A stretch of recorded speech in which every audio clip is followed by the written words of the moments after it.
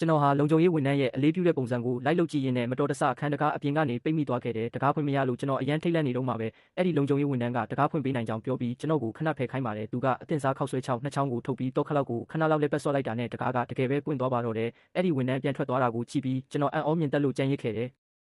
အိမ်ထဲရောက်တော့အစ်စ်ဝယ်ထားတဲ့ဆက်ရုပ်ဝတ်စုံကိုဝတ်ကြည့်ဖို့ပြင်နေတော့မှပဲတကားဖွင့်တန်ထက်ကြားလိုက်ရတဲ့ခုနကလုံခြုံရေးဝန်ထမ်းပဲအခန်းထဲဝင်လာပြီးပစ္စည်းတွေကိုလိုက်မွေနေတော့တာပါအဲ့ဒီတော့မှဒီလူဟာလုံခြုံရေးအယောင်ဆောင်ထားတဲ့တခိုးဆိုတာကျွန်တော်ချက်ချင်းသဘောပေါက်သွားတယ်ရဲတိုင်ကိုအပြင်ကိုခိုးထွက်ဖို့စူးစမ်းပေမဲ့အယုတ်တစ်ခုကိုတက်နှင်းမိပြီးအတန်မြည်သွားခဲ့တယ်